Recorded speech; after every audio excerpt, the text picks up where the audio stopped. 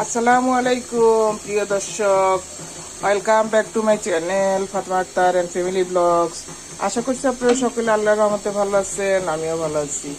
প্রিয় দর্শক, দেখুন গরুর মাংস বসিয়েছি,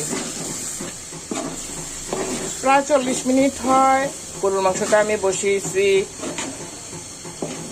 ব্লেন্ডার করে নিয়েছি আমি মশলাগুলো, আদা, রসুন, পেঁয়াজ, 2 মুঠ লাউয়ের খোসা একসাথে ব্লেন্ডার করে নিয়েছি। সবকিছু উপাদান আমি মাংসের সাথে একসাথে মাখিয়ে নিয়েছি। মাখিয়ে আমি এটা ঢেকে দিয়ে বসিয়ে রেখেছি অল্প আছে। 40 মিনিট হয় আমার মাংসটা প্রায় সিদ্ধ হয়ে এসেছে, ঝোলটা মাখো মাখো হয়ে গিয়েছে।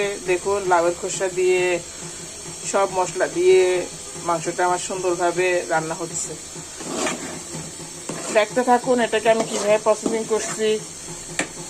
যেহেতু পানিটা শুকিয়ে এসেছে, একটু কষিয়ে নিব। আলু কেটে রেখেছি, এটা ব্যবহার করবে এতে।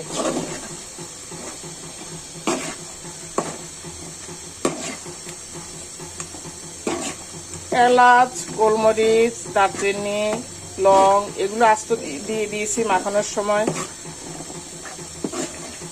মশলা আসলে যার যার পরিমাণ মতো, যার যার রুচি হিসাবে মানুষ ব্যবহার করে।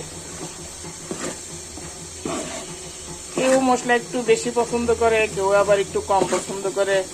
আমি আমার পরিমাণ মতো দিয়ে দিয়েছি সব মশলাই। আদা, রসুন, পেঁয়াজ, হলুদ, মরিচ, লবণ সবকিছু দিয়েছি। দেখুন দর্শক, আমার মাংসগুলো কেমন থকথকে হয়েছে, মাখো মাখো হয়েছে।